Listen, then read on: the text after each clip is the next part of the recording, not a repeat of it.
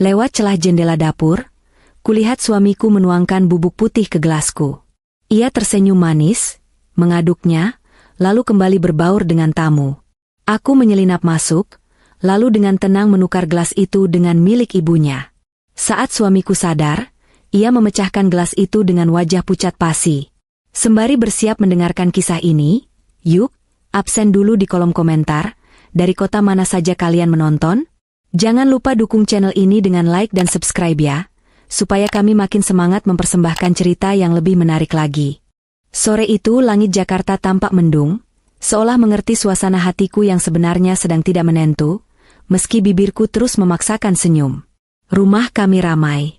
Suara gelak tawa tamu beradu dengan denting sendok dan garpu. Hari ini adalah hari syukuran kenaikan jabatan Mas Raka, suamiku. Dia baru saja dipromosikan menjadi manajer regional di perusahaannya, sebuah pencapaian yang sudah ia impi-impikan sejak 3 tahun lalu. Sebagai istri yang berbakti, aku yang menyiapkan semuanya. Mulai dari memesan catering, menata dekorasi taman belakang, hingga memastikan ibu mertuaku, Ibu Ningsih, duduk nyaman di kursi rotan kesayangannya. "Alina, ini es buahnya kok kurang manis? Kamu pelit gula atau gimana?" Suara cempreng Ibu Ningsih terdengar membelah keramaian. Beberapa tamu menoleh, membuat pipiku terasa panas. Aku segera menghampiri Ibu Ningsih yang sedang memegang mangkuk kristal kecil. Wajah tuanya yang penuh riasan tebal tampak merengut tidak senang. Di sebelahnya, Mas Raka sedang berbincang dengan rekan kantornya, tampak tidak peduli dengan teriakan ibunya. "Maaf, Bu. Alina memang kurangi gulanya sedikit supaya ibu nggak pusing. Kan gula darah ibu sedang tinggi," jawabku lembut, berusaha tetap sopan di depan banyak orang. Ibu Ningsih mendengus kasar. "Alasan saja kamu. Bilang saja malas beli gula." "Raka, istrimu ini loh, masa syukuran suaminya sendiri pelitnya minta ampun." Mas Raka menoleh, tersenyum maklum. Senyum yang selalu membuat orang lain berpikir dia adalah suami paling sabar sedunia. Dia mengusap bahu ibunya pelan. "Sudah, Bu. Nanti Raka buatkan minuman khusus buat ibu yang manis. Alina memang begitu, terlalu khawatir sama kesehatan ibu. Jangan marah-marah, nanti cantiknya hilang. Loh?" Kata-kata manis itu langsung meluluhkan Ibu Ningsih. Wanita itu terkekeh genit, memukul pelan lengan anaknya.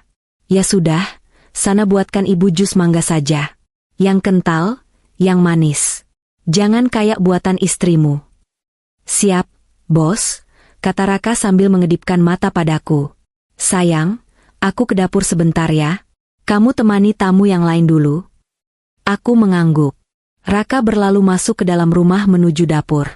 Awalnya aku berniat menyusulnya untuk membantu, tapi langkahku terhenti ketika salah satu tetangga mengajakku mengobrol soal tanaman hias. Setelah percakapan basa-basi itu selesai, aku merasa butuh udara segar. Halaman belakang rumah kami terhubung dengan pintu samping yang langsung menuju dapur.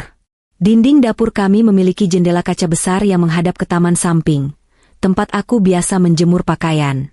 Entah kenapa, kakiku melangkah ke sana. Mungkin aku hanya ingin memastikan Raka tidak kesulitan mencari blender atau susu kental manis.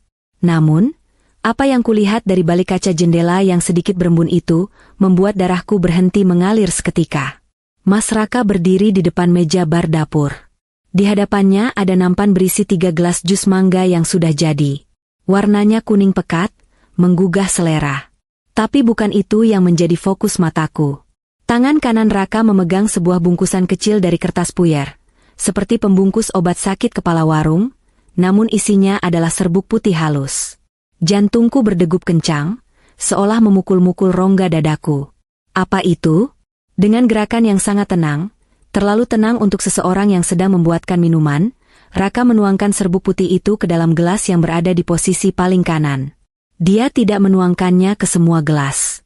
Hanya satu. Gelas yang memiliki sedikit goresan kecil di bibirnya, gelas kesayanganku. Aku hafal betul gelas itu karena aku yang membelinya saat kami bulan madu di Bali. Setelah menuangkan bubuk itu, Raka mengambil sendok panjang. Dia mengaduk jus mangga di gelas kananku dengan perlahan, memastikan serbuk putih itu larut sempurna dalam cairan kental berwarna kuning tersebut. Lalu, dia tersenyum. Itu bukan senyum suami yang penuh kasih. Itu bukan senyum manis yang biasa ia tunjukkan pada ibunya atau rekan kerjanya. Itu adalah senyum dingin, penuh kepuasan, dan mengerikan. Senyum seseorang yang baru saja menyelesaikan sebuah masalah besar. Bulu kuduku meremang hebat. Rasa dingin menjalar dari ujung kaki hingga ke ubun-ubun. Instingku berteriak keras. Bahaya, lari. Tapi kakiku seperti terpaku di tanah. Aku melihat Raka meletakkan sendok, merapikan nampan, lalu menarik napas panjang, mengubah ekspresi wajahnya kembali menjadi Raka yang ramah dan hangat. Dia mengangkat nampan itu dan berjalan menuju pintu keluar dapur yang mengarah ke taman belakang tempat pesta berlangsung. Aku tersentak sadar. Aku harus bertindak. Aku tidak tahu racun apa itu, tapi aku yakin itu bukan gula tambahan. Suamiku berniat mencelakaiku. Di tengah pesta syukuran ini, di tengah keramaian orang, dia ingin menghabisiku dengan cara yang paling manis. Dengan gemetar, aku berlari kecil memutar lewat pintu samping, berusaha mendahului Raka sampai ke area meja prasmanan. Untungnya, Raka sempat berhenti sebentar karena disapa oleh Pak RT. Kesempatan itu tidak kusia-siakan. Aku masuk ke area pesta, berusaha mengatur napasku yang memburu. Raka berjalan mendekati meja bundar tempat Ibu Ningsih duduk. Aku mempercepat langkahku, memotong jalannya tepat sebelum dia meletakkan nampan itu di meja. "Sini Mas, biar aku bantu," kataku. Suaraku terdengar normal, membuatku sendiri takjub. Ternyata dalam keadaan terdesak, manusia bisa menjadi aktor yang hebat. Raka tampak sedikit terkejut, tapi dia tidak menolak. "Oh, makasih sayang. Ini jus mangganya. Hati-hati ya." Dia menyerahkan nampan itu padaku. Tanganku bersentuhan dengan tangannya. Dingin. Tangannya berkeringat dingin. Aku memegang nampan itu erat-erat. 3 gelas jus mangga. Aku tahu persis mana yang beracun. Gelas dengan goresan tipis di bibirnya, yang kini berada di sisi kanan nampan. Aku meletakkan nampan itu di meja. Ibu Ningsih sudah tidak sabar. "Lama banget sih, Raka. Ibu sudah haus." "Iya, Bu.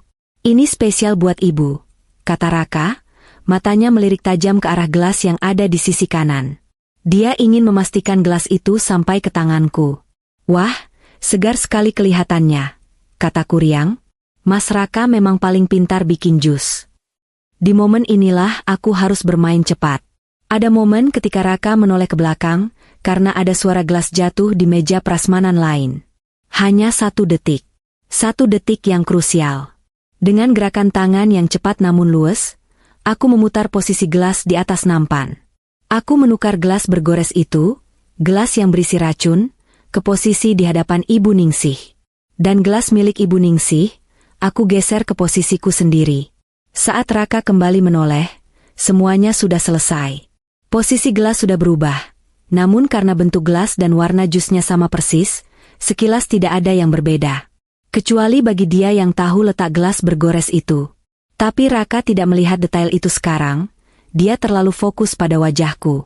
"Ayo diminum, Bu. Mumpung dingin," kata Raka, matanya menatapku lekat-lekat. Ada kilatan antisipasi di sana. Dia sedang menungguku mati. Aku mengambil gelas yang aman, gelas yang seharusnya untuk Ibu Ningsih, dan mengangkatnya. "Makasih ya, Mas." Raka tersenyum lebar, terlihat lega melihatku memegang gelas. Dia tidak sadar gelas itu sudah kutukar. Dia pikir aku memegang gelas beracun itu. Sementara itu, Ibu Ningsih dengan rakus menyambar gelas di hadapannya, gelas dengan goresan tipis, gelas yang berisi bubuk putih misterius. "Nah, ini baru mantap," seru Ibu Ningsih. Dia mengangkat gelas itu tinggi-tinggi, mendekatkannya ke bibirnya yang bergincu merah menyala. Aku melirik Raka lewat sudut mataku. Saat itulah aku melihat perubahan drastis di wajahnya. Matanya membelalak lebar saat melihat gelas di tangan ibunya. Dia mengenali goresan tipis itu. Dia sadar gelas itu ada di tangan yang salah. Wajah Raka berubah dari senyum kemenangan menjadi topeng horor yang murni. Waktu seakan berjalan lambat. Mulut gelas sudah menyentuh bibir Ibu Ningsih. Cairan kuning itu mulai miring, siap meluncur ke tenggorokan wanita tua itu. "Jangan!" teriak Raka histeris. Semua tamu terlonjak kaget. Tangan Raka bergerak liar, menepis keras tangan ibunya. Prang! Gelas itu terlempar, menghantam lantai paving block dan pecah berkeping-keping. Jus mangga kental itu muncrat kemana-mana, membasahi kain kebaya mahal Ibu Ningsih dan sepatu mengkilap Raka. Pecahan kaca berserakan berkilauan ditimpa lampu taman. Suasana hening seketika. Musik sayup-sayup dari speaker seolah lenyap. Semua mata tertuju pada kami. Ibu Ningsih ternganga, tangannya masih menggantung di udara, gemetar karena kaget. Raka, kamu gila ya? Jerit Ibu Ningsih akhirnya pecah, memecah keheningan. Kenapa kamu tepis minuman ibu? Raka berdiri mematung. Napasnya memburu, dadanya naik turun dengan cepat. Wajahnya pucat, seperti mayat hidup. Keringat sebesar biji jagung menetes di pelipisnya. Dia menatap pecahan gelas di lantai dengan tatapan ngeri, lalu beralih menatapku. Aku menatapnya balik. Datar. Tanpa emosi. Namun di dalam hati, aku tersenyum puas. Kena kau, Mas. Ada lalat. Gagap Raka, suaranya terdengar kering dan parau. Ada lalat hijau besar masuk ke gelas ibu tadi. Jorok. Bahaya kalau ketelan. Lalat? Ibu Ningsih melotot, lalu melihat kecipratan jus di lantai. Mana? Nggak ada lalat. Sudah terbang mungkin. Atau hancur? Raka beralasan cepat, suaranya sedikit meninggi karena panik. Dia mencengkeram bahu ibunya. Maaf, Bu. Raka refleks. Raka cuma nggak mau ibu sakit perut. Para tamu mulai berbisik-bisik. Alasan itu terdengar konyol, dan reaksi Raka terlalu berlebihan hanya untuk seekor lalat. Tapi Raka tidak peduli pada tamu. Matanya kembali menatapku. Tatapan itu penuh selidik, penuh ketakutan, dan pertanyaan besar. Apakah Alina tahu? Atau ini cuma kebetulan? Aku melangkah maju, pura-pura prihatin. Ya ampun, Mas Raka. Sayang banget jusnya. Padahal ibu sudah haus. Tapi untung Mas Raka sigap ya. Kalau lalatnya bertelur di situ gimana? Ih, ngeri. Aku berjongkok, berpura-pura hendak memungut pecahan kaca. Biar Alina bersihkan. Jangan sentuh. Bentak Raka tiba-tiba. Aku berhenti, menatapnya dengan wajah polos yang kubuat-buat. Kenapa, Mas? Raka sadar dia baru saja membentak di depan umum. Dia berdeham, mencoba menetralkan suaranya. Bahaya, sayang. Tajam. Biar Bei Ina saja yang bersihkan nanti. Kamu duduk saja. Dia takut. Dia takut aku mengambil pecahan kaca itu, dan menemukan sisa serbuk yang belum larut. Dia ingin menghilangkan barang bukti. Aku berdiri perlahan, menepuk-nepuk rokku. Baiklah kalau begitu. Mas Raka memang perhatian sekali. Malam itu, pesta berlanjut dengan suasana canggung. Tapi bagiku, ini baru permulaan. Gelas yang pecah itu adalah gong pembuka perang di antara kami. Perang yang tak kasat mata, di mana nyawa menjadi taruhannya. Pesta berakhir lebih cepat dari yang dijadwalkan. Insiden gelas pecah itu merusak suasana hati Ibu Ningsih. Sepanjang sisa acara, mertuaku itu terus menggerutu, menyalahkan kesialan hari ini pada apa saja. Mulai dari posisi bulan, hari pasaran Jawa, hingga tentu saja, diriku. Coba kalau kamu yang buatkan minum dari awal, Raka nggak perlu repot-repot ke dapur dan nggak bakal ada lalat masuk. Omel Ibu Ningsih saat aku sedang membereskan sisa piring kotor di meja taman. Aku hanya diam, menunduk patuh seperti menantu bodoh yang biasa ia kenal. Namun, mataku tetap waspada. Dari sudut mata, aku melihat Raka. Suamiku itu tidak membantu membereskan apa-apa. Dia duduk di pojok teras, merokok, kebiasaan yang katanya sudah ia hentikan setahun lalu. Asap rokok mengepul tebal di sekitar wajahnya yang tegang. Matanya tidak lepas dari area tempat pecahan gelas tadi berserakan. Bei Inah, asisten rumah tangga kami yang pulang pergi, datang membawa sapu dan pengki. Biar bibi sapu, Bu, kata Bei Inah. Jantungku berdesir. Raka langsung berdiri tegak, membuang rokoknya dan menginjaknya kasar. Dia berjalan cepat menghampiri Bei Inah. Biar saya saja, Bei. Bibi cuci piring saja di belakang. Ini bahaya, kacanya halus, kata Raka, merebut sapu dari tangan wanita tua itu. Nggak usah Den Raka. Masa Aden yang nyapu? Tolak Bei Inah sungkan. Saya bilang, biar saya saja. Nada suara Raka meninggi, membuat Bei Inah terlonjak kaget. Sana ke belakang. Bei Inah mengangguk takut-takut dan buru-buru pergi. Raka mulai menyapu pecahan kaca itu dengan gerakan kaku dan tergesa-gesa. Dia mengumpulkan semua serpihan, bahkan sampai menyeka cairan jus yang lengket dengan tisu dapur dalam jumlah banyak. Dia memastikan tidak ada setetes pun yang tertinggal. Aku mengamatinya dari balik pintu kaca ruang tengah. Dia tidak membuang sampah itu ke tong sampah dapur biasa. Dia memasukkan semua pecahan kaca dan tisu kotor itu ke dalam kantong plastik hitam, mengikatnya mati dengan simpul ganda, lalu membawanya keluar menuju tong sampah besar di depan pagar rumah. Dia ingin memastikan bukti itu lenyap di angkut tukang sampah besok pagi. Malam semakin larut. Ibu Ningsih sudah masuk ke kamar tamu di lantai bawah, lelah setelah seharian menjadi ratu pesta. Kini tinggal aku dan Raka di ruang tengah yang sunyi. Kamu nggak tidur? Tanya Raka. Suaranya terdengar normal, tapi ada getaran halus di sana. Dia berdiri di ambang pintu kamar kami, menatapku yang masih duduk di sofa. Aku menatapnya. Laki-laki yang selama 5 tahun ini tidur di sampingku. Laki-laki yang berjanji melindungiku di depan penghulu dan ayahku. Laki-laki yang tadi sore mencoba membunuhku. Rasanya aneh. Ada rasa sakit yang menusuk, tapi rasa takut dan marah jauh lebih mendominasi. Aku tidak boleh lengah. Jika aku tidur di kamar yang sama dengannya malam ini, siapa yang menjamin aku akan bangun besok pagi? Mungkin bantal akan menekan wajahku saat aku terlelap. Aku tidur di kamar atas malam ini, jawabku datar.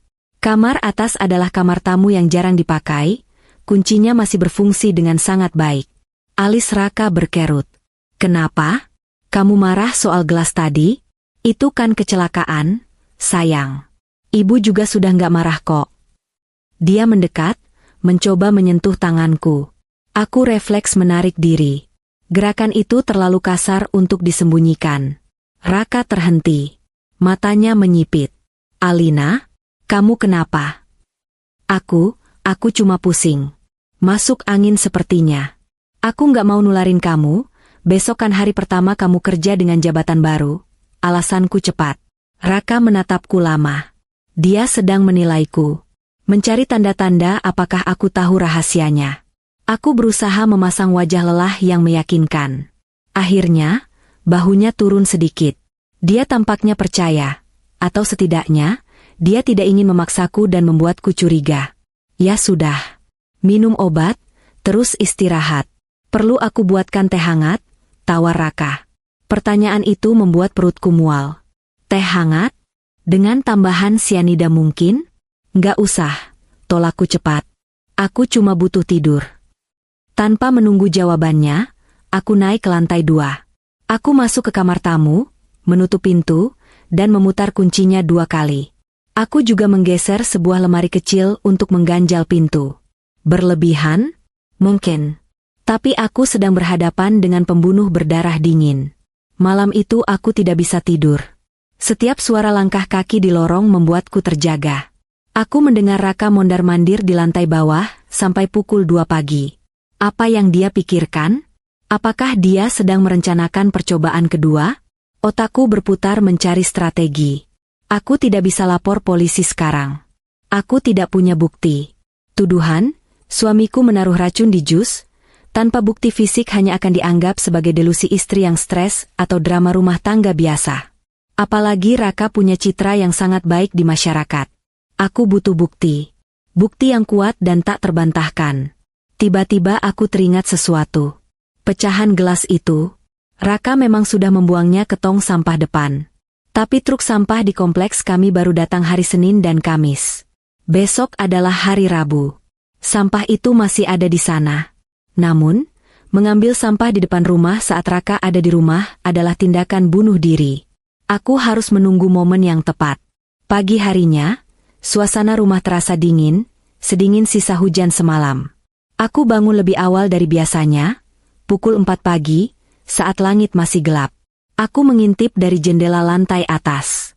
Mobil Raka masih terparkir. Lampu teras masih menyala. Aku turun ke bawah dengan langkah mengendap-endap. Pintu kamar utama tertutup rapat. Ibu Ningsih juga pasti masih tidur pulas. Dengkurnya terdengar samar dari kamar bawah. Ini kesempatanku. Aku membuka pintu depan dengan sangat hati-hati agar engselnya tidak berderit. Udara pagi yang menusuk tulang menyambutku. Aku berjalan cepat menuju tong sampah beton di dekat pagar. Jantungku berpacu dengan waktu. Aku membuka tutup tong sampah. Bau busuk sisa makanan pesta semalam langsung menyeruak. Aku menahan napas, menyalakan senter dari ponselku. Di sana, di antara tumpukan kotak nasi dan sisa tulang ayam, ada kantong plastik hitam yang diikat simpul ganda, kantong yang dibawa Raka semalam. Tanganku gemetar saat meraih kantong itu.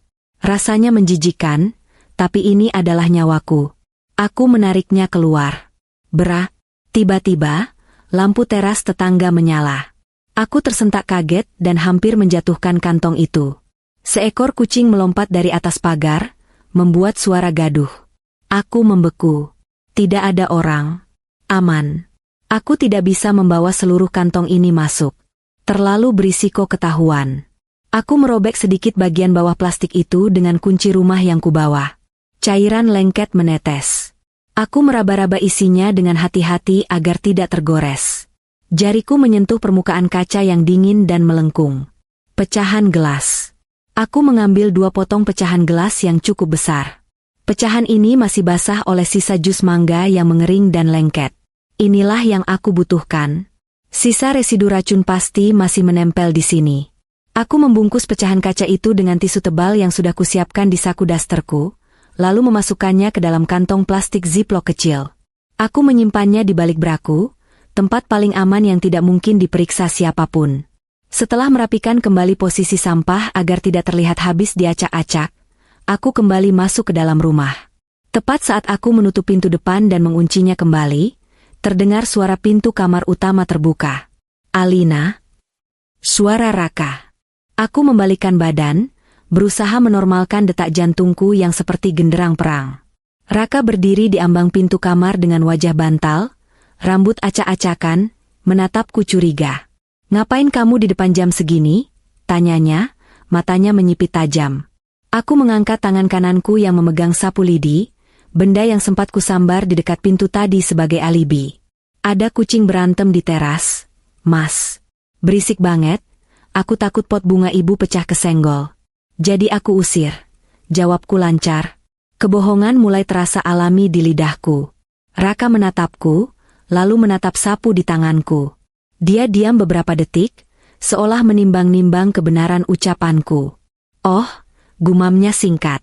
Kecurigaan di matanya belum hilang sepenuhnya, tapi dia terlalu mengantuk untuk menginterogasi lebih lanjut. "Ya sudah. Buatkan kopi." Kepalaku pusing. "Iya, Mas." Aku berjalan menuju dapur, melewati Raka. Saat melewatinya, aku bisa mencium aroma tubuhnya yang dulu begitu kuja, aroma maskulin yang kini terasa seperti aroma kematian. Di dapur, sambil menyeduh kopi, tanganku meraba dada kiriku. Pecahan kaca itu masih di sana, dingin menempel di kulitku. "Ini adalah tiketku untuk membongkar kebusukanmu, Mas. Tunggu saja. Perang dingin ini baru saja dimulai, dan aku tidak berniat untuk kalah." Siang itu, aku beralasan hendak belanja ke pasar pada Ibu Ningsih. Padahal, tujuanku adalah menemui Arini, sahabat lamaku yang bekerja sebagai analis di laboratorium forensik swasta. "Tolong cek ini, Rin." "Rahasia," kataku sambil menyerahkan bungkusan plastik ziplock itu pada Arini di sebuah kafe tersembunyi. Arini mengerutkan kening melihat pecahan kaca yang lengket itu. "Ini apa? Al? Jus mangga? Kamu kenapa sih? Wajahmu pucat banget." "Tolong cek saja kandungannya. Apapun yang tidak wajar. Terutama racun," bisikku. Mata Arini membelalak. "Racun? Al, kamu serius? Siapa yang?" "Nanti aku jelaskan kalau hasilnya sudah keluar. Tolong ya, Rin. Secepatnya. Nyawaku mungkin tergantung dari hasil ini." Arini menatapku dalam-dalam, melihat keseriusan dan ketakutan di mataku. Dia mengangguk tegas. "Oke. Besok sore hasilnya keluar. Aku prioritaskan." Aku pulang ke rumah dengan perasaan sedikit lega, namun ketegangan kembali mencekik saat melihat mobil Raka sudah ada di garasi. Kenapa dia pulang cepat? Saat aku masuk, Raka sedang duduk di sofa ruang tengah bersama Ibu Ningsih. Mereka diam saat melihatku masuk. Ada atmosfer yang aneh. "Dari mana kamu?" tanya Raka dingin.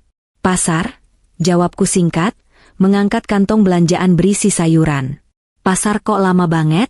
Tadi Mas Raka telepon kamu berkali-kali nggak diangkat," sambar Ibu Ningsih. "HP-ku di tas, Bu." "Nggak dengar, suasana pasar ribut," elakku. Raka berdiri, berjalan mendekatiku. Dia mengambil kantong belanjaan dari tanganku, meletakkannya di lantai, lalu mencengkeram pergelangan tanganku. Cengkeramannya kuat, menyakitkan. "Jangan bohong, Alina," desisnya pelan di telingaku, sementara tubuhnya menghalangi pandangan Ibu Ningsih. "Aku tadi lewat pasar. Mobilmu nggak ada di sana?" Darahku berdesir. Dia membuntutiku? Atau hanya menggerta? "Aku parkir di belakang, Mas." "Di tempat yang teduh," jawabku tenang, menatap matanya tanpa kedip. "Kamu kenapa sih, Mas? Aneh banget dari kemarin." "Paranoid." Aku membalikan tuduhan itu padanya. Raka terdiam, rahangnya mengeras. Dia melepaskan tanganku dengan kasar. "Aku cuma nggak suka istriku keluyuran nggak jelas," katanya keras, sengaja agar ibunya dengar. "Makanya, didik istrimu yang benar, Raka." "Keluyuran terus kerjaannya," timpal Ibu Ningsih, semakin memanaskan suasana. Aku mengambil belanjaanku dan berjalan ke dapur. Di balik punggungku, aku tahu Raka masih menatapku. Dia tahu ada yang tidak beres. Dia mulai merasa terancam. Dan binatang buas yang terancam akan menjadi semakin berbahaya. Aku harus lebih hati-hati. Kaca jendela dapur seolah menatapku kembali, saksi bisu kejahatan yang gagal, dan mungkin saksi kejahatan yang akan datang. Hari-hari setelah insiden gelas pecah itu, rumah kami berubah menjadi panggung sandiwara yang menyesakan. Udara di dalam rumah terasa berat, seolah setiap sudut ruangan menyimpan mata-mata yang mengawasi gerak-gerikku. Namun, di tengah ketegangan yang merayap antara aku dan Mas Raka, ada satu orang yang tidak peka sama sekali terhadap perang dingin ini. Ibu mertuaku, Ibu Ningsih. Ibu Ningsih justru semakin gencar melancarkan serangan verbalnya padaku. Sepertinya, kehadiran Mas Raka yang belakangan sering pulang lebih awal, mungkin untuk mengawasiku, membuat ibu merasa di atas angin. Dia merasa punya penonton untuk pertunjukan, menantu yang tak becus. Pagi itu, aku sedang memotong sayuran di dapur ketika Ibu Ningsih masuk dengan langkah dihentak-hentakan. Suara sandalnya beradu keras dengan lantai keramik, menandakan suasana hatinya yang buruk. "Alina, kamu ini tuli atau bagaimana? Dari tadi ibu panggil nggak nyahut," omelnya sambil berkacak pinggang di ambang pintu dapur. Aku meletakkan pisau perlahan, menarik napas panjang sebelum berbalik. "Maaf, Bu." Suara exhaust fan menyala, Alina nggak dengar. "Ada apa, Bu?" "Itu loh, cucian ibu yang kebaya merah kok belum disetrika? Mau dipakai nanti sore arisan. Kamu ini kerjanya ngapain aja sih di rumah? Anak nggak punya, kerjaan rumah lelet." Kalimat itu lagi. Anak nggak punya. Itu adalah senjata andalan Ibu Ningsih untuk menusuk hatiku. Dulu, aku akan menangis diam-diam di kamar mandi jika mendengar kalimat itu. Tapi hari ini, rasanya berbeda. Rasa sakit itu sudah tertutup oleh lapisan amarah yang membeku. Bagaimana aku bisa punya anak jika suamiku sendiri sibuk meramu racun untuk membunuhku? "Nanti Alina setrika, Bu." "Sebentar lagi," jawabku datar. Nanti, keburu sore." Ibu Ningsih mendengus, lalu duduk di kursi meja makan, mengawasi aku yang kembali memotong wortel. Raka itu sudah sukses, sudah jadi manajer. Harusnya hidupnya enak. Tapi lihat, dia malah kurusan. Pasti gara-gara masakan kamu yang gak bergizi. Istri itu harusnya pintar merawat suami dan mertua. Jangan cuma numpang hidup. Sebuah ide gila tiba-tiba melintas di kepalaku. Ide yang muncul dari rasa dendam dan keinginan untuk bermain-main dengan psikologis suamiku. Jika Mas Raka ingin bermain racun, maka aku akan memberinya ilusi tentang racun di mana-mana. Aku tersenyum tipis, memunggungi Ibu Ningsih. Ibu benar. Alina memang kurang perhatian. Mulai sekarang, Alina akan merawat ibu dan Mas Raka dengan sangat spesial. Sore harinya, aku memulai rencanaku. Aku tahu Mas Raka akan pulang jam 5 sore. 5 menit sebelum mobilnya masuk garasi, aku sudah sibuk di dapur.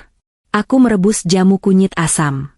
Aromanya yang khas, campuran bau tanah dari kunyit dan masam dari asam Jawa, menguar memenuhi seluruh lantai bawah. Aku sengaja memilih gelas kaca yang bening dan tinggi.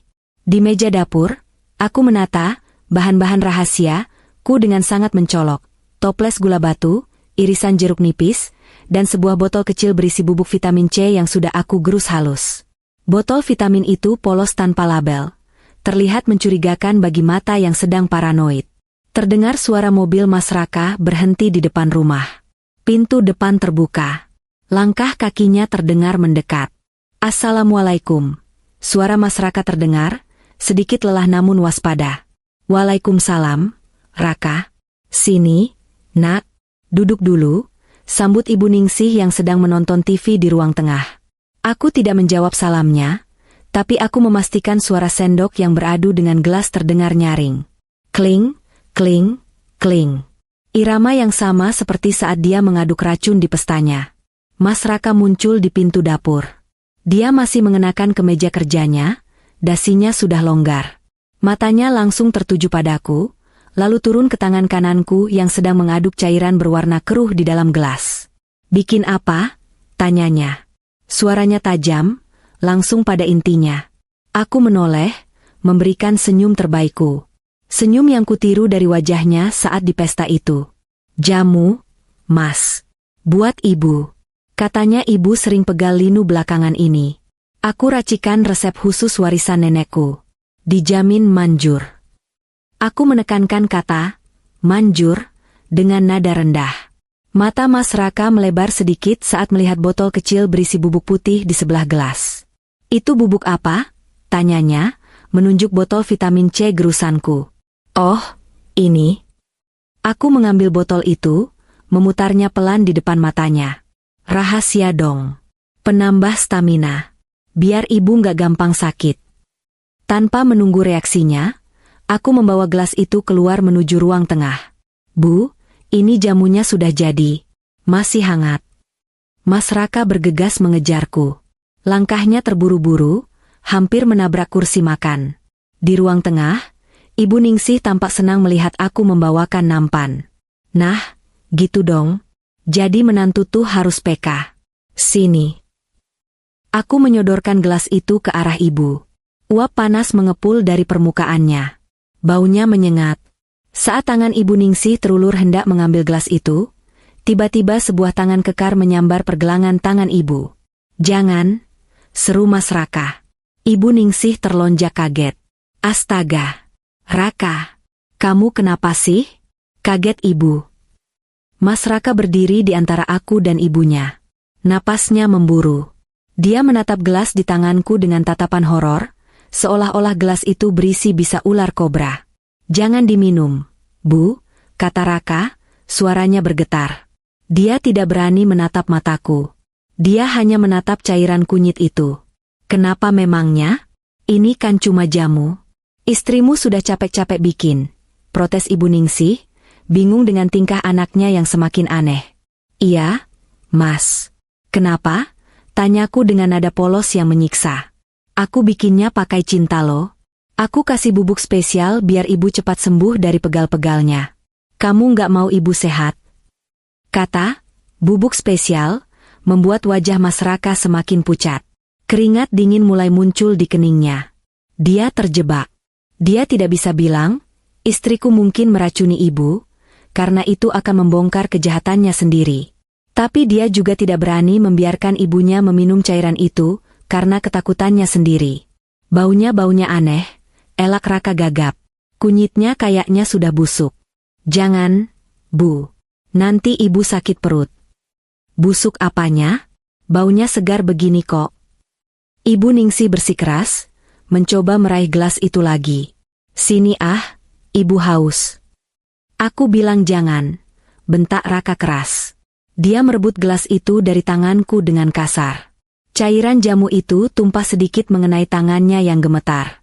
Tanpa pikir panjang, Raka berjalan cepat ke arah pot tanaman besar di sudut ruangan dan menuangkan seluruh isi gelas itu ke tanah. Biur. Habis. Jamu kunyit asam yang nikmat itu kini meresap ke tanah hitam pot monstera. Keheningan melanda ruang tengah. Ibu Ningsih melongo, mulutnya terbuka lebar. Aku berdiri diam, memegang nampan kosong dengan wajah pura-pura sedih. Ya Allah, Raka.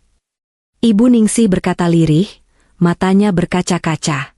Kamu kenapa jadi kasar begini sama ibu? Kamu buang rezeki? Istrimu sudah buatkan? Raka cuma mau jaga ibu. Potong Raka defensif, namun matanya liar menatapku. Zaman sekarang banyak bahan makanan nggak higienis. Alina kan nggak ngerti milih kunyit yang bagus. Nanti kalau ibu keracunan gimana? Siapa yang repot? Dia membalikan badan, menatapku dengan sorot mata penuh ancaman sekaligus ketakutan. Mulai sekarang, Alina nggak usah buatkan apa-apa buat ibu. Biar Bei Inah saja. Atau beli di luar. Kamu nggak usah sok rajin. Aku menunduk, menyembunyikan senyum puas di sudut bibirku. Maaf ya, Mas. Aku cuma mau berbakti. Sudah. Masuk kamar, perintah Raka. Aku menurut. Aku melangkah pergi meninggalkan ibu dan anak itu. Samar-samar aku mendengar Ibu Ningsih menangis. Mengeluh bahwa Raka sudah berubah, bahwa Raka jadi paranoid dan pemarah. Di dalam kamar tamu yang terkunci, aku tertawa kecil tanpa suara. Rasanya nikmat sekali melihat Mas Raka tersiksa oleh hantu yang ia ciptakan sendiri. Dia berpikir aku membalas dendam dengan cara yang sama, meracuni orang yang dia cintai. Ketakutan itu akan memakan kewarasannya perlahan-lahan. Setiap kali aku masuk dapur, setiap kali aku menyeduh teh, setiap kali aku menawarkan makanan, dia akan mati ketakutan. Tapi Mas Raka salah. Aku tidak serendah itu untuk melibatkan orang tua yang tidak tahu apa-apa dalam permainan maut ini. Jamu itu murni vitamin.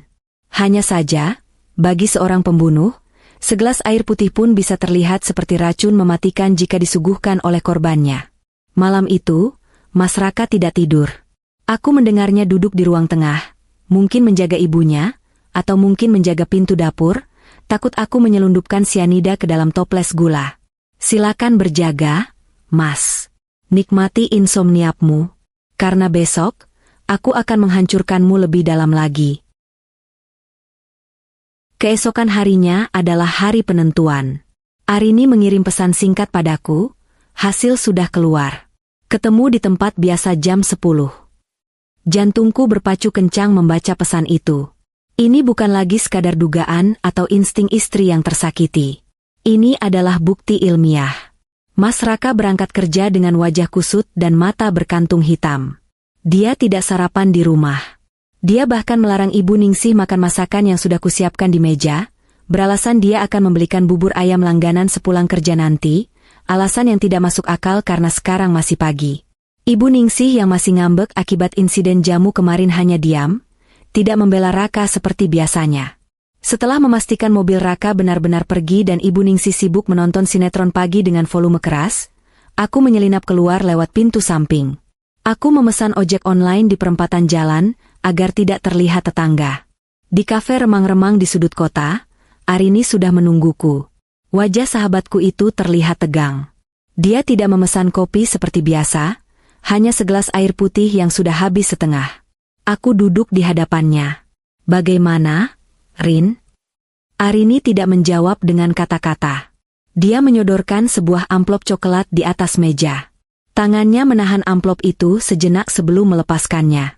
Alina, suaranya parau. Kamu harus lapor polisi. Sekarang juga. Duniaku seakan berhenti berputar. Aku membuka amplop itu dengan tangan gemetar. Di dalamnya ada lembaran kertas dengan logo laboratorium, lengkap dengan grafik dan angka-angka kimia yang rumit. Tapi mataku langsung tertuju pada kesimpulan di bagian bawah yang dilingkari tinta merah oleh Arini. Positif, arsenik, as, konsentrasi tinggi. Dosisnya cukup untuk membunuh gajah. Al, bisik Arini ngeri. Kalau kamu minum jus itu, kamu nggak akan sampai ke rumah sakit. Kamu akan mati dalam hitungan menit dengan rasa sakit yang luar biasa.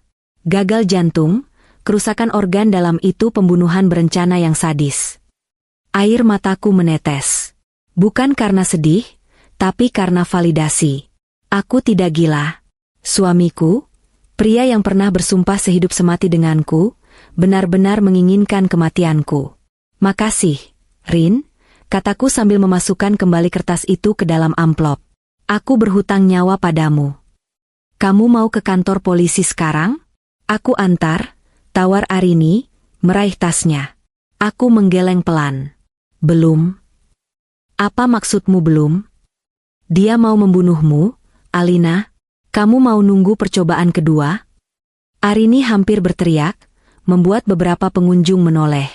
SSTT, aku menenangkan. Bukti ini kuat, tapi aku butuh motif. Kalau aku lapor sekarang, pengacara Raka yang mahal itu bisa memutarbalikkan fakta. Dia bisa bilang aku yang menaruh racun itu sendiri untuk menjebaknya, atau bilang itu kecelakaan pestisida. Raka punya citra bersih, Rin. Aku butuh sesuatu yang lebih solid untuk memastikan dia membusuk di penjara seumur hidup. Dan lebih dari itu, aku ingin dia hancur dulu sebelum ditangkap. Penjara terlalu enak untuknya jika dia masuk dengan kepala tegak. Arini menatapku dengan pandangan ngeri sekaligus kagum. Kamu menakutkan, Al. Hati-hati. Tolong hati-hati. Setelah berpisah dengan Arini, aku tidak langsung pulang.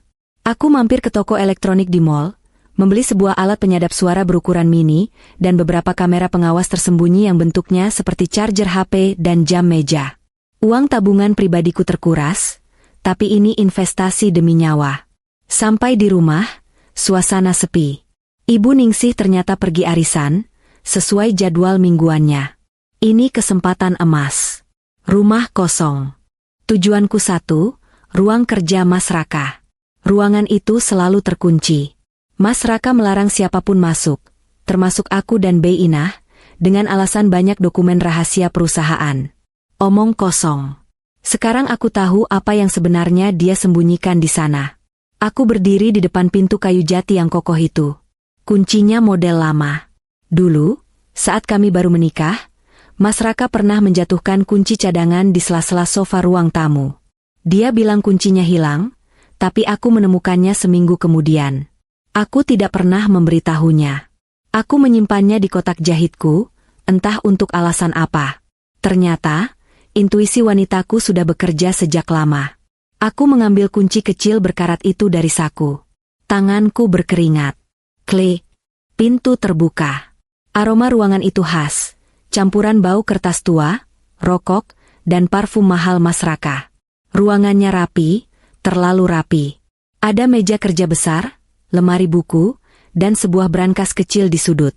Aku memakai sarung tangan karet, yang biasa kupakai mencuci piring, agar tidak meninggalkan sidik jari. Aku mulai menggeledah laci meja. Laci pertama hanya berisi alat tulis. Laci kedua berisi dokumen tagihan listrik dan air. Laci ketiga terkunci. Aku mencongkel laci ketiga dengan penggaris besi. Kuncinya sederhana, mudah terbuka. Di dalamnya, aku menemukan sebuah map merah. Jantungku berdebar saat membukanya. Itu adalah dokumen asuransi jiwa. Mataku menelusuri baris demi baris. Nama tertanggung, Alina Putri. Nama penerima manfaat, Raka Aditama. Nilai pertanggungan, 5 miliar rupiah. Tanggal polis diperbarui, 1 bulan yang lalu. Tanganku menutup mulut, menahan jeritan. 5 miliar. Harga nyawaku di matanya adalah 5 miliar rupiah. Dia baru saja menaikkan nilai preminya bulan lalu, bersiap untuk mencairkan dananya minggu ini. Pantas saja dia mendesakku untuk syukuran. Itu panggung eksekusinya. Tapi uang bukan satu-satunya motif. Laki-laki seperti Raka tidak membunuh hanya karena uang, pasti ada pemicu lain. Aku beralih ke brankas. Tentu saja aku tidak tahu kodenya. Tapi mataku menangkap sesuatu di tumpukan buku di rak belakang meja. Ada sebuah buku agenda tua yang terselip di antara buku-buku manajemen. Posisinya sedikit miring, tidak rapi. Aku menarik buku itu. Bukan buku agenda biasa. Di dalamnya, Raka menyembunyikan sebuah ponsel pintar model lama. Ponsel burner, ponsel sekali pakai. Baterainya habis. Dengan panik, aku mencari kabel data di laci mejanya. Ketemu. Aku mencolokkannya ke stop kontak dinding. Menunggu 1 menit yang terasa seperti 1 jam. Logo ponsel menyala. Tidak ada kata sandi. Bodoh. Dia terlalu percaya diri ruangan ini tidak akan pernah dimasuki orang. Aku membuka aplikasi pesan instan. Hanya ada 1 kontak yang tersimpan dengan nama My Future. Foto profilnya adalah seorang wanita muda, cantik, berpakaian modis. Jauh lebih muda dariku. Aku membuka riwayat chatnya. Membacanya membuat perutku mual, seakan ada ribuan belatung menggerogoti ususku. Raka, sabar ya, sayang. Minggu ini beres. Pesta syukuran itu momennya. Dikirim 3 hari lalu. Wanita itu, buruan dong, Mas. Aku udah telat 2 minggu nih. Kalau perutku kelihatan, papaku bisa bunuh aku. Kamu janji mau nikahin aku dan bawa aku ke Eropa pakai uang asuransi si mandul itu kan? Raka, iya, janji. Si mandul itu bakal pergi selamanya. Kamu jaga kesehatan ya. Anak kita harus sehat. Anak kita. Duniaku runtuh untuk kedua kalinya hari ini. Raka bukan hanya ingin membunuhku demi uang. Dia ingin membunuhku karena dia sudah menghamili wanita lain. Dia menyebutku, si mandul, pada selingkuhannya. Padahal hasil pemeriksaan dokter setahun lalu menyatakan kami berdua sehat, hanya belum diberi kepercayaan Tuhan. Ternyata, dia yang bermain api.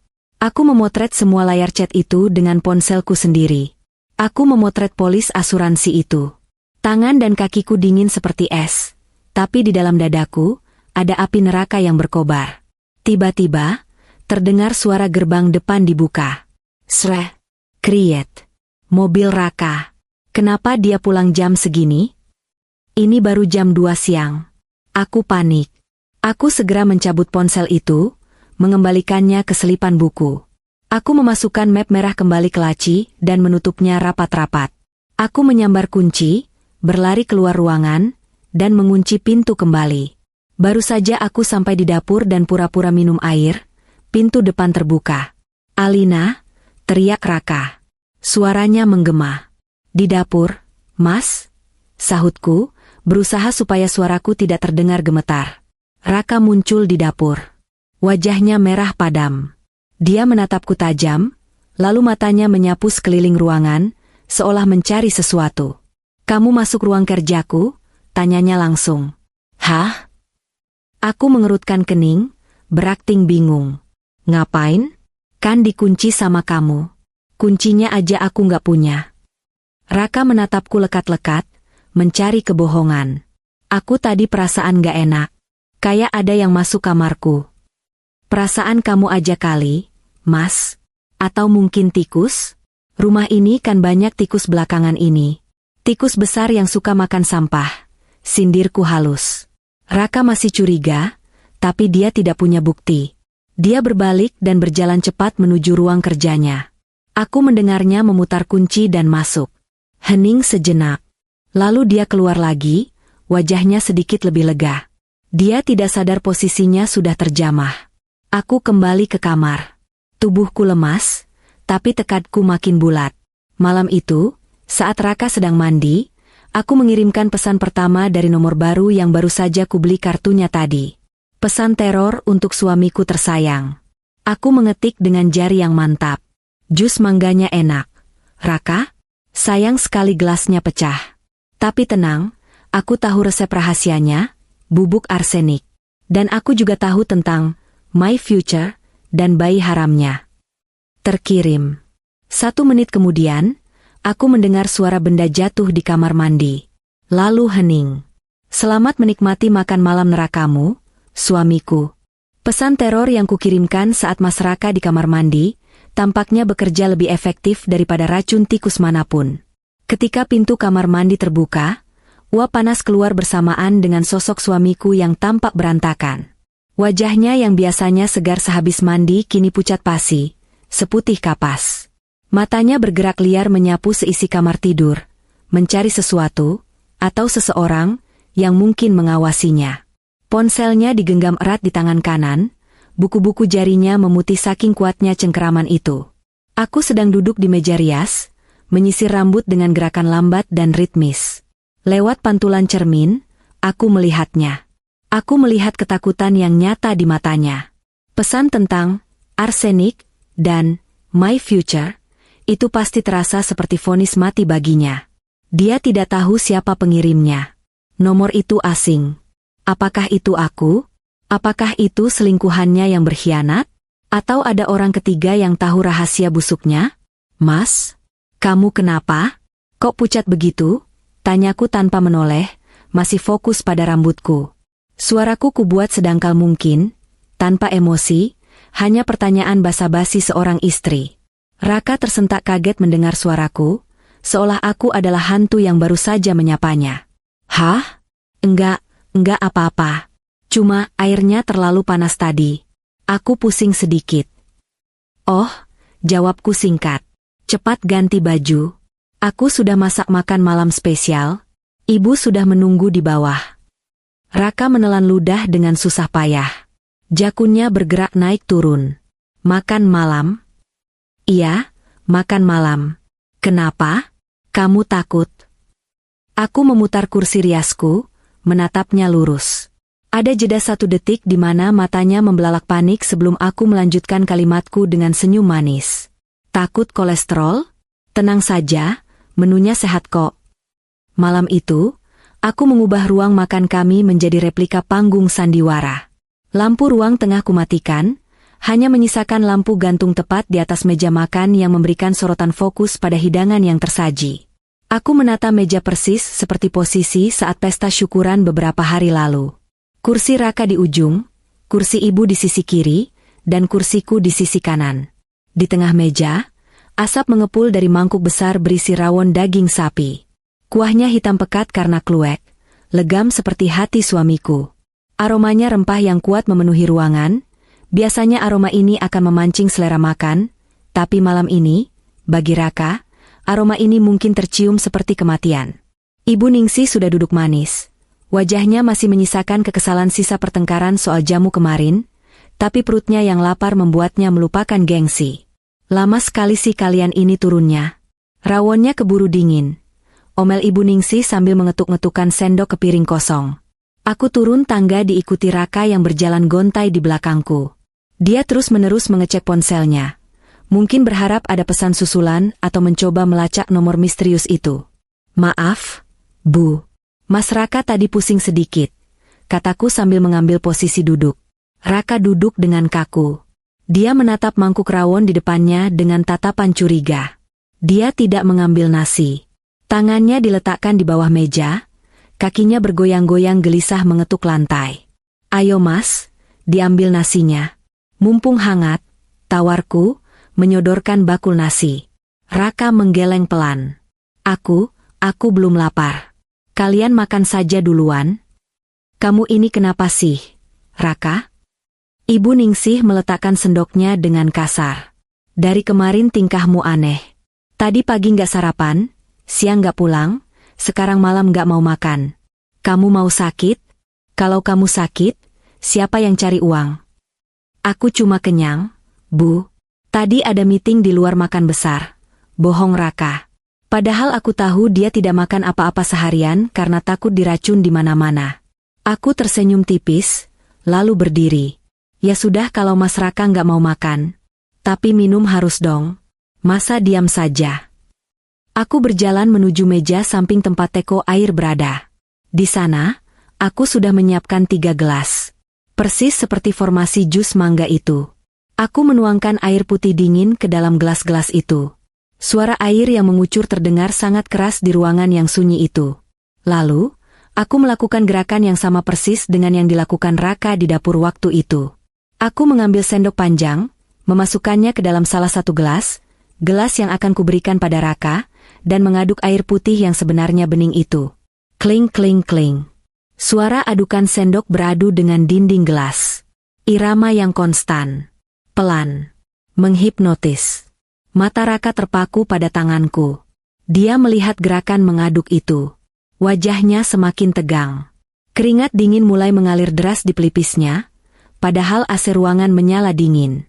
Dia pasti sedang memutar ulang ingatan saat dia mengaduk arsenik ke dalam jus manggaku. Gerakanku adalah cerminan dosanya. "Alina, kenapa air putih diaduk?" tanya Raka, suaranya parau, nyaris berbisik.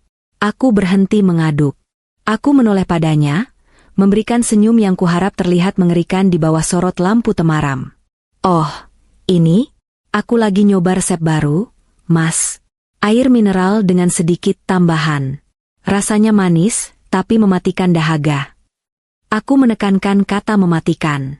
Raka tersentak mundur hingga punggungnya menabrak sandaran kursi. Napasnya tercekat. Aku membawa nampan berisi 3 gelas itu ke meja. Aku meletakkan 1 gelas di depan ibu, 1 gelas di depanku, dan gelas yang tadi kuaduk. Secara khusus, kue letakkan tepat di depan Raka. "Minum, Mas. Biar tenang," kataku lembut. Raka menatap gelas bening itu. Air di dalamnya bergoyang pelan. Bagi mata orang normal, itu hanya air. Bagi Raka, itu adalah tuba. Dia yakin aku telah menaruh sesuatu di sana. Pesan teks tentang arsenik itu membuatnya yakin bahwa aku tahu metodenya, dan sedang membalikannya padanya. "Enggak," tolak Raka, mendorong pelan gelas itu menjauh dengan ujung jarinya. "Aku mau minum air kemasan botol saja. Ambilkan yang masih disegel." "Ya ampun, Raka," teriak Ibu Ningsih, kesabarannya habis. "Kamu ini lebay sekali. Air di rumah sendiri kok enggak mau minum? Kamu pikir istrimu ini tukang sihir?" "Ibu enggak ngerti," bentak Raka tanpa sadar. Matanya tidak lepas dari gelas itu. "Ibu enggak tahu apa-apa." "Apa yang ibu enggak tahu?" tantang Ibu Ningsih. Wanita tua itu, dengan sifat impulsifnya, tiba-tiba mengulurkan tangan. "Sini. Kalau kamu enggak mau minum, buat ibu saja. Ibu haus habis marah-marah sama kamu." Ibu Ningsih menyambar gelas milik Raka. "Jangan." Teriakan Raka begitu keras, melengking, memecahkan keheningan malam. Dia melompat dari kursinya, menyenggol meja hingga kuah rawon di mangkuk berguncang tumpah. Tangannya menepis kasar gelas yang sudah dipegang ibunya. Prang! Gelas itu terlempar ke dinding, pecah berantakan. Air membasahi wallpaper dinding ruang makan. Pecahan kaca berserakan di lantai, berkilauan mengerikan. Kejadian itu seperti deja vu. Seperti ulangan adegan di pesta, tapi kali ini lebih intens, lebih gila, dan hanya kami bertiga penontonnya. Ibu Ningsih terdiam, tubuhnya gemetar hebat karena kaget. Wajahnya pucat. Dia menatap anaknya seolah melihat orang asing yang kerasukan setan. "Raka." Suara ibu bergetar. Kamu kenapa? Nak, kamu mau bunuh ibu? Kenapa gelasnya dilempar?" Raka berdiri terengah-engah di tengah ruangan. Dadanya naik turun dengan cepat. Dia sadar dia baru saja melakukan kesalahan fatal lagi. Dia baru saja mengonfirmasi ketakutannya sendiri. Jika air itu bersih, dia tidak akan sepanik itu. Reaksinya adalah pengakuan bersalah tanpa kata-kata. Dia menatapku. Aku duduk tenang di kursiku, tidak kaget, tidak berteriak. Aku hanya menatapnya dengan pandangan dingin dan menusuk. Tatapanku berkata, "Aku tahu ketakutanmu, Mas. Dan aku menikmatinya." "Ada semut," racau Raka, alasannya semakin tidak masuk akal. "Ada semut api di gelas itu. Berbahaya." "Semut api?" Ibu Ningsih mulai menangis, air mata kemarahan dan kebingungan meleleh di pipinya yang keriput. "Kamu sudah gila, Raka. Kamu benar-benar sudah gila. Semut api di dalam air? Kamu pikir ibu ini bodoh?" "Aku capek," potong Raka, menjambak rambutnya sendiri frustrasi. Dia tidak bisa menjelaskan. Dia terjebak dalam jaring kebohongannya sendiri. "Aku mau tidur. Jangan ganggu aku. Jangan ada yang masuk kamarku." Raka berlari menaiki tangga, meninggalkan kami berdua di ruang makan yang kini terasa seperti bekas medan perang. Terdengar suara pintu kamar utama dibanting keras, lalu suara kunci diputar. Hening. Hanya suara isak tangis Ibu Ningsih yang tersisa. Aku menghela napas panjang, lalu berdiri dan berjalan mendekati ibu mertuaku. Aku memeluk bahunya yang berguncang. Ini ironis. Wanita yang selalu menghinaku ini sekarang justru aku kasihani. Dia tidak tahu bahwa monster yang sebenarnya adalah anak emas yang selalu dia banggakan. Sudah, Bu. Sabar ya, bisikku pelan. Mungkin Mas Raka lagi banyak tekanan di kantor. Stres berat. Tapi dia kasar sama Ibu, Alina. Dia berubah. Isak Ibu Ningsih. Iya, Bu. Alina tahu. Nanti Alina yang bersihkan pecahannya. Ibu istirahat saja di kamar. Setelah mengantar Ibu Ningsih ke kamarnya, aku kembali ke ruang makan. Aku menatap pecahan gelas di lantai. Senyumku mengembang. Mas Raka sudah mencapai titik didihnya. Mentalnya mulai retak. Dia tidak bisa membedakan mana ancaman nyata dan mana ilusi. Malam itu, aku tidur di kamar tamu lagi dengan perasaan puas. Tapi pekerjaanku belum selesai. Raka mungkin sudah hancur di dalam rumah. Tapi di luar sana, dia masih punya pegangan. Dia masih punya my future. Wanita selingkuhannya yang memberinya harapan palsu. Besok, aku akan memotong tali pegangan terakhirnya itu. Aku akan memastikan dia jatuh bebas ke dalam jurang tanpa dasar. Pagi itu, aku bangun dengan energi yang berbeda. Bukan energi ketakutan seperti hari-hari sebelumnya, melainkan energi pemburu yang siap menerkam mangsa. Raka sudah berangkat kerja subuh-subuh sekali, mungkin menghindari tatapan mataku atau omelan ibunya. Itu bagus. Aku punya kebebasan penuh hari ini. Berdasarkan data yang kudapat dari ponsel burner Raka, selingkuhannya bernama Siska.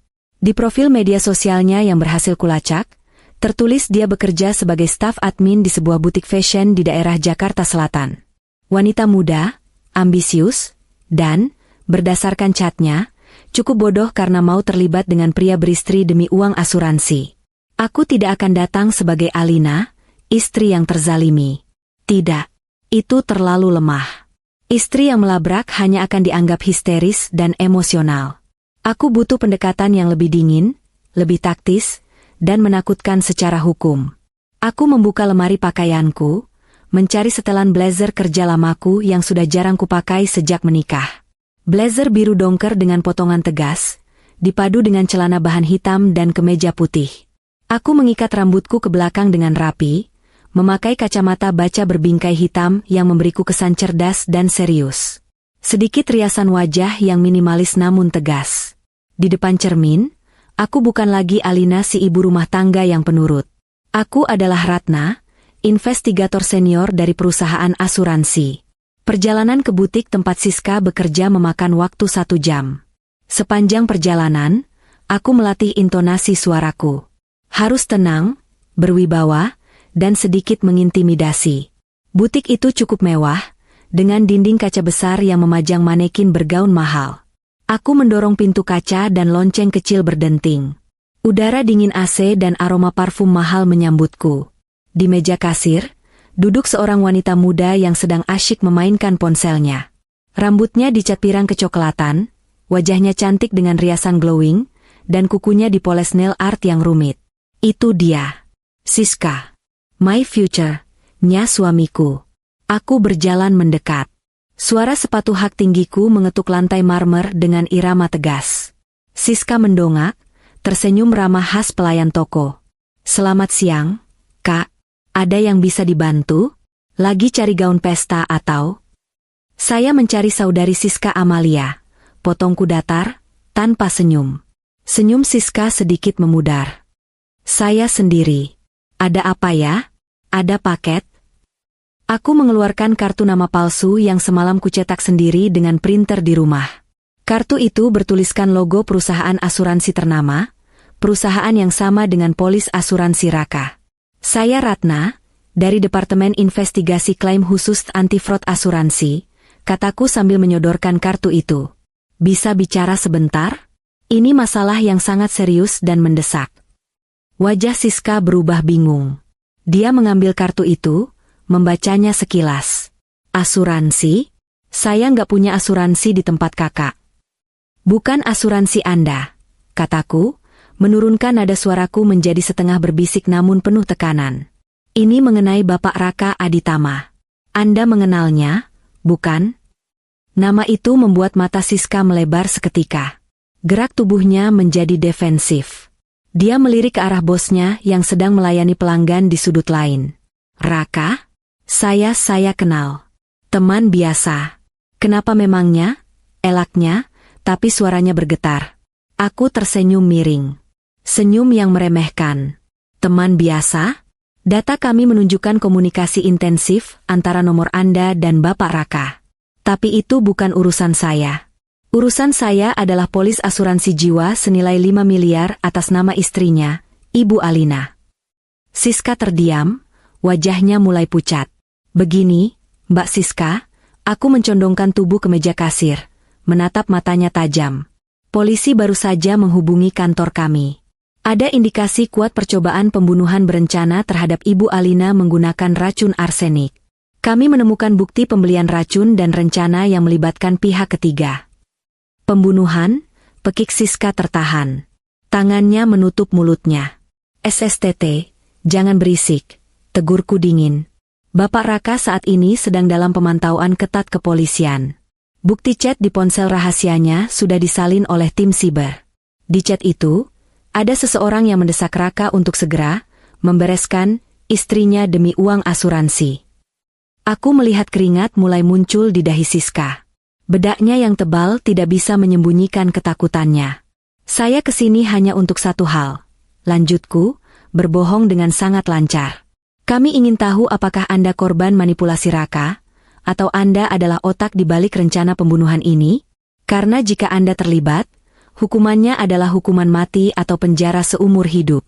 Uang 5 miliar itu tidak akan pernah cair. Yang cair hanyalah surat penahanan. Saya nggak tahu.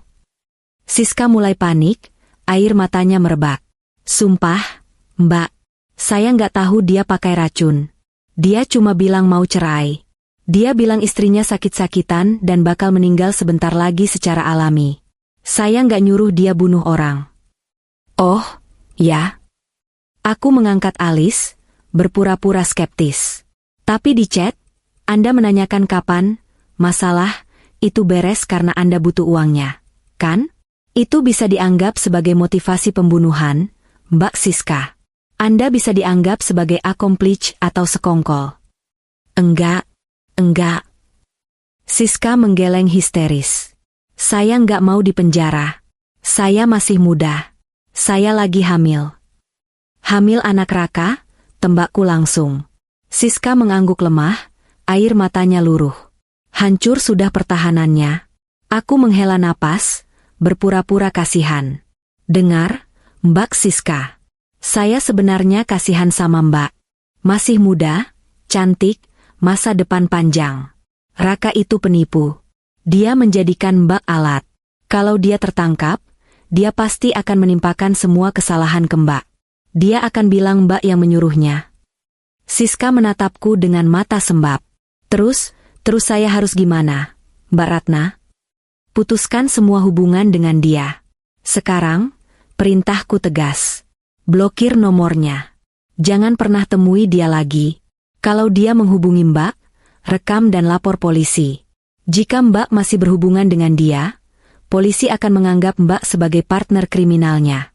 Anda mau anak Anda lahir di penjara? Siska menggeleng kuat-kuat. Ketakutan akan penjara jauh lebih besar daripada cintanya, atau keserakahannya, pada Raka. Dan satu lagi, tambahkan aku. Katakan padanya bahwa Anda tahu soal polisi yang sedang mengincar asuransinya. Katakan padanya Anda tidak mau ikut campur lagi. Baik, Mbak. Baik. Saya akan lakukan sekarang. Saya nggak mau terseret. Isak Siska. Aku menegakkan tubuh, merapikan blazerku. Misiku selesai. Aku telah menanam bom waktu di hubungan mereka. Pilihan yang bijak, Mbak Siska. Selamatkan diri Anda dan bayi Anda. Raka itu kapal karam. Jangan ikut tenggelam bersamanya. Aku berbalik dan berjalan keluar butik dengan langkah ringan. Di belakangku, aku mendengar Siska mengambil ponselnya dengan panik. Mungkin bersiap menelepon Raka untuk mengakhiri semuanya dengan dramatis. 1 jam kemudian, saat aku sedang menikmati es kopi di sebuah kafe jauh dari sana, ponselku bergetar. Notifikasi dari aplikasi penyadap suara yang kupasang di ruang kerja Raka. Aku memasang earphone dan mendengarkan siaran langsung dari neraka. Terdengar suara Raka berteriak frustrasi. Siska, dengar dulu, itu bohong. Siapa yang datang nemuin kamu? Ratna? Nggak ada orang asuransi namanya Ratna. Jangan percaya. Siska. Halo? Siska? Lalu terdengar suara benda dibanting keras. Brak, mungkin telepon kantor atau vas bunga. Sialan, sialan, siapa yang bocorin? Polisi? Istriku? Raka terdengar meracau sendiri, napasnya memburu seperti orang gila. Habis aku habis. Aku menyeruput es kopiku. Rasanya manis sekali. Jauh lebih manis dari janji pernikahan Raka yang palsu. Malam itu hujan turun dengan derasnya, seolah langit Jakarta turut menangis meratapi nasib rumah tangga yang sedang berada di ujung tanduk ini. Kilat menyambar sesekali, menerangi ruang tengah rumah kami dengan cahaya putih menyilaukan yang singkat, menciptakan bayangan-bayangan panjang yang menakutkan di dinding. Jam dinding menunjukkan pukul 11 malam, namun aku belum tidur. Aku duduk di sofa tunggal di sudut ruangan yang gelap, memangku laptop yang layarnya kuredupkan hingga titik terendah. Di layar itu, terpampang 6 kotak kecil, siaran langsung dari kamera-kamera tersembunyi yang sudah kupasang di setiap sudut strategis rumah ini. Aku menunggu. Seperti laba-laba yang sabar menanti getaran di jaringnya, aku menunggu mangsaku pulang. Raka belum kembali sejak siang tadi, sejak aku menghancurkan hubungan gelapnya dengan Siska. Aku tahu dia sedang kacau. Laki-laki seperti Raka, yang terbiasa hidup dalam kontrol dan manipulasi, akan kehilangan akal sehatnya ketika menyadari bahwa tali kendalinya telah putus. Dia tidak akan pulang untuk minta maaf. Dia akan pulang untuk melampiaskan amarah, atau mungkin, menyelesaikan apa yang gagal ia lakukan di pesta syukuran itu. Suara ban mobil berdecit kasar di jalan depan terdengar menembus suara hujan. Jantungku berdegup kencang, bukan karena takut, melainkan karena adrenalin. Ini adalah babak akhir. Aku memastikan ponselku terhubung dengan cloud storage, merekam audio secara real-time. Aku juga memastikan tombol darurat di aplikasi keamanan rumahku hanya berjarak 1 ketukan jari. Pintu depan tidak dibuka dengan kunci. Pintu itu digedor keras, lalu ditendang. Brak! Pintu jati itu terbuka paksa, menghantam dinding pembatas dengan suara yang memekakan telinga. Angin malam yang membawa cipratan air hujan menerobos masuk, mendinginkan ruangan. Di ambang pintu, berdiri sosok yang dulu kusebut imam keluarga. Raka basah kuyup. Kemejanya berantakan, kancing atasnya terlepas, dan rambutnya lengket di dahi. Matanya merah menyala, sorot matanya liar dan buas. Bau alkohol menguar tajam, bercampur dengan bau hujan. Alina, teriaknya. Suaranya parau, penuh kebencian yang telanjang. Aku tidak beranjak dari dudukku. Aku menutup laptop perlahan, meletakkannya di meja samping. Malam sekali pulangnya, Mas. Habis dari mana? Mabuk-mabukan? Raka melangkah masuk, kakinya sempoyongan namun cepat. Dia membanting pintu di belakangnya hingga tertutup kembali. Jangan pura-pura bodoh, Jalang. Kamu yang melakukan ini semua, kan? Kamu yang neror aku. Kamu yang datangi Siska.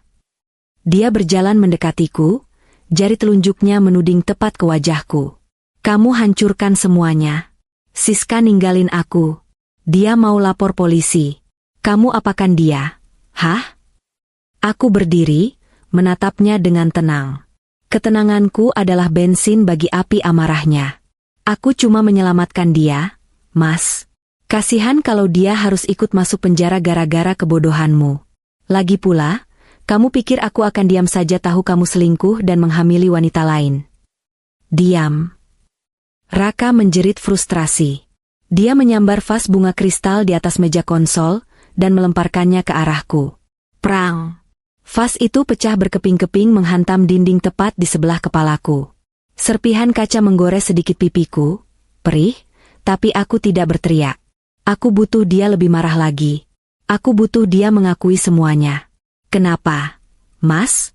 Kamu marah karena rencanamu gagal? Tantangku, suaraku meninggi, memancingnya masuk lebih dalam ke perangkap. Kamu marah karena aku nggak mati setelah minum jus mangga itu? Kamu marah karena uang asuransi 5 miliar itu melayang. Mendengar angka 5 miliar disebut, Raka seperti banteng yang melihat kain merah. Dia menerjangku. Tangan besarnya mencengkeram leherku, mendorongku kuat hingga punggungku menghantam dinding keras. Iya. Memang kenapa? Desis Raka tepat di depan wajahku. Ludahnya muncrat mengenai pipiku. Cengkeramannya menguat, memutus pasokan udaraku. Harusnya kamu mati saja, Alina. Harusnya kamu telan arsenik itu dan mati diam-diam. Kenapa kamu harus secerdas ini? Kenapa kamu harus tukar gelas itu? Kamera di atas lemari buku merekam semuanya. Audio di saku celanaku merekam setiap kata. Ini dia. Pengakuan yang kutunggu. Aku berusaha menggapai tangannya, mencakar lengannya agar dia sedikit melonggarkan cengkeraman. Kamu tegah. Raka. Aku istrimu. Istri? Raka tertawa, tawa yang kering dan gila. Kamu itu beban. 5 tahun nikah nggak guna. Aku butuh uang itu buat hidup baru sama Siska. Aku butuh modal buat lari dari hutang judiku. Kamu itu cuma aset, Alina. Aset yang lebih berharga kalau mati daripada hidup. Hutang judi. Jadi itu motif tambahannya. Fakta baru yang semakin memberatkannya. Lepaskan sakit. Rintihku, pandanganku mulai berkunang-kunang. Ini bukan akting lagi. Raka benar-benar berniat membunuhku sekarang. Kekuatan fisiknya jauh di atasku. Gak akan kulepas. Teriak Raka, matanya membelalak gila. Sekarang sudah kepalang tanggung. Siska sudah pergi, polisi sudah curiga, mending aku habisi kamu sekalian sekarang. Biar aku di penjara puas. Mati kamu. Mati. Dia mencekikku semakin kuat. Paru-paruku terbakar. Aku meronta, menendang kakinya, tapi dia tidak bergeming.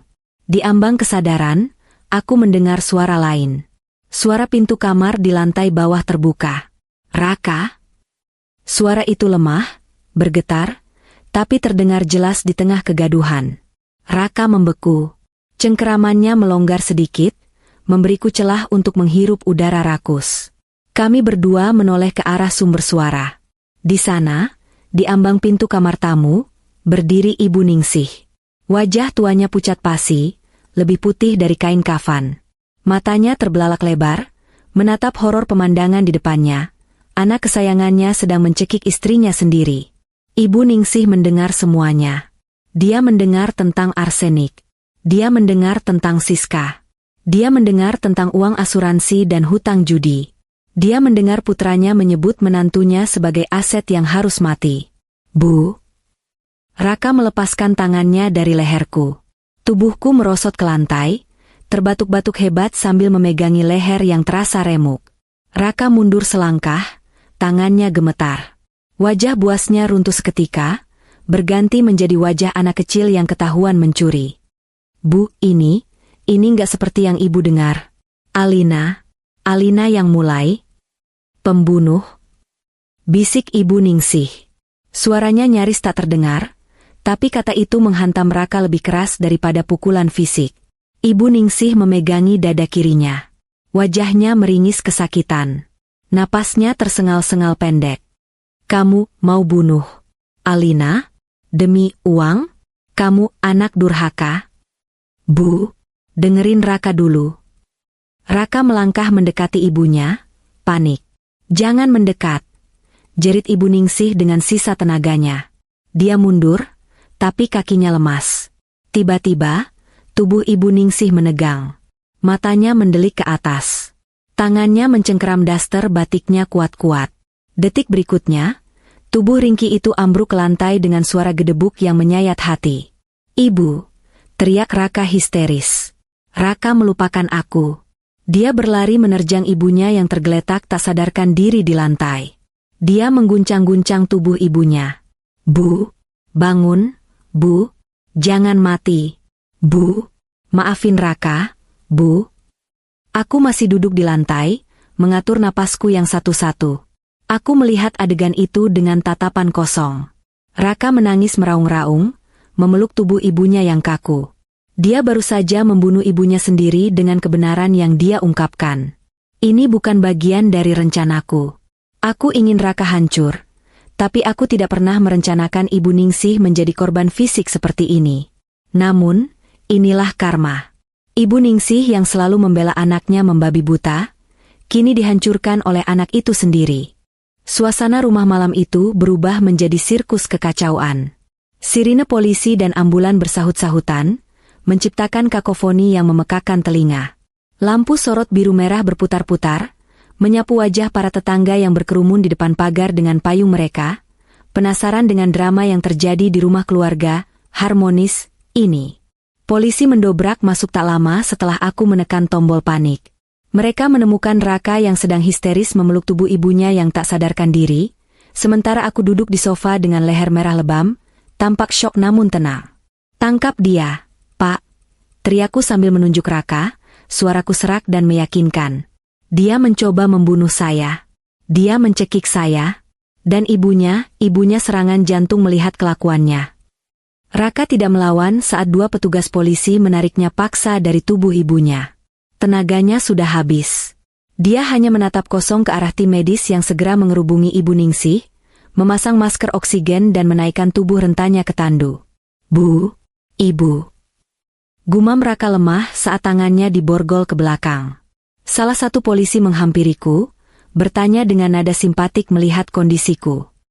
"Ibu tidak apa-apa? Perlu ke rumah sakit juga?" Aku menggeleng lemah, memainkan peran korban dengan sempurna. Saya cuma memar. "Pak, tolong selamatkan mertua saya. Dan tolong ambil laptop itu. Di sana ada rekaman CCTV. Semuanya terekam. Pengakuannya, rencananya, semuanya." Wajah Raka pucat pasi saat mendengar kata CCTV. Dia menoleh ke arahku saat digiring keluar. Tatapan kami bertemu. Tidak ada lagi arogansi di matanya. Tidak ada lagi senyum manis manipulatif. Yang ada hanya keputusasaan yang gelap dan dalam. Aku membalas tatapannya dengan senyum tipis. Sangat tipis, hanya untuk dia lihat. Malam itu berakhir dengan Raka di sel tahanan Polsek dan Ibu Ningsih di ICU. Aku memberikan keterangan di kantor polisi ditemani pengacara yang sudah kusiapkan kontaknya sejak hari aku bertemu Arini. Bukti yang kuserahkan tak terbantahkan. Hasil lab residu arsenik pada pecahan gelas, rekaman suara dan video penganiayaan serta pengakuan lisan Raka, data chat dari ponsel burner yang berhasil disalin tim forensik, hingga kesaksian Siska yang akhirnya menyerahkan diri sebagai saksi kunci demi keringanan hukuman. Kasus ini menjadi viral. Suami manajer coba racuni istri demi 5 miliar judi online, menjadi tajuk utama berita kriminal selama seminggu penuh. Raka hancur lebur. Nama baiknya, karirnya, masa depannya, semuanya hangus terbakar oleh api keserakahannya sendiri. 3 bulan kemudian. Pagi yang cerah. Sinar matahari masuk menembus jendela kamar perawatan VVIP di rumah kami. Ya, Ibu Ningsih sudah pulang dari rumah sakit. Dia selamat, tapi tidak utuh. Serangan jantung malam itu memicu stroke iskemik berat yang melumpuhkan separuh tubuhnya dan merenggut kemampuan bicaranya. Aku masuk ke kamar ibu membawa nampan sarapan. Bubur halus dan jus buah naga. "Selamat pagi, Bu," sapaku riang. Ibu Ningsih duduk di kursi roda, menghadap jendela. Mendengar suaraku, dia menoleh kaku. Matanya, satu-satunya bagian tubuhnya yang masih bisa berekspresi bebas, menatapku. Dulu, tatapan itu penuh penghinaan dan kebencian. Sekarang, tatapan itu penuh ketakutan dan ketergantungan mutlak. Aku duduk di depannya, menyendokkan bubur. "Ayo makan, Bu. Alina suapin ya. Raka kan gak bisa suapin ibu lagi." Mata Ibu Ningsih berkaca-kaca mendengar nama Raka. Bibirnya yang miring bergetar, mengeluarkan suara erangan tak jelas. "Egek, SSTT, jangan sedih," kataku sambil menyeka sudut bibirnya dengan tisu. "Alina janji bakal rawat ibu selamanya. Ini kan impian ibu, punya menantu yang berbakti 24 jam, sekarang terkabul. Kan? Kita berdua saja di rumah besar ini. Menghabiskan uang pensiunan Raka dan aset-aset yang sudah dibalik nama ke Alina sebagai ganti rugi perceraian." Ibu Ningsih menatapku ngeri. Dia tahu dia terjebak. Dia terjebak bersama wanita yang dulu dia sia-siakan, wanita yang kini memegang kendali penuh atas hidup dan matinya. Aku tidak akan menyakitinya secara fisik. Tidak, aku akan merawatnya dengan sangat baik agar dia panjang umur. Panjang umur untuk menyaksikan kejayaan menantunya dan kehancuran anaknya. Itu hukuman yang lebih kejam daripada kematian. Siangnya, aku berdandan rapi. Kemeja sutra putih, celana bahan desainer, dan tas tangan bermerek. Aku terlihat bersinar, jauh berbeda dari Alina yang kucel 3 bulan lalu. Hari ini adalah hari pembacaan vonis Raka, dan setelah itu, aku mendapat izin kunjungan khusus. Penjara Salemba tampak suram dan berbau lembab, kontras dengan penampilanku.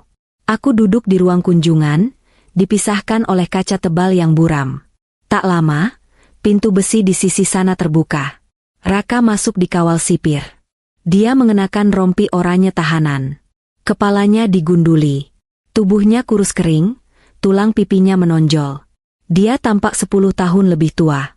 Wajah tampan yang dulu dia banggakan kini layu seperti daun kering. Dia duduk perlahan, tidak berani menatap mataku. Dia memegang gagang telepon interkom dengan tangan gemetar. Aku mengangkat gagang telepon di sisiku. Halo, Mas. Apa kabar? Vonisnya 15 tahun ya? Cukup lama untuk merenung. Raka mendongak. Matanya cekung. Alina, ibu gimana ibu? Suaranya serak, pecah. Ibu baik. Sehat? Jawabku santai. Stroke sih, lumpuh total dan bisu. Tapi dia makan enak tiap hari. Aku yang suapin. Kamu tenang saja, aku rawat ibumu dengan sangat teliti. Raka menangis. Dia tahu apa arti rawat dalam kamusku.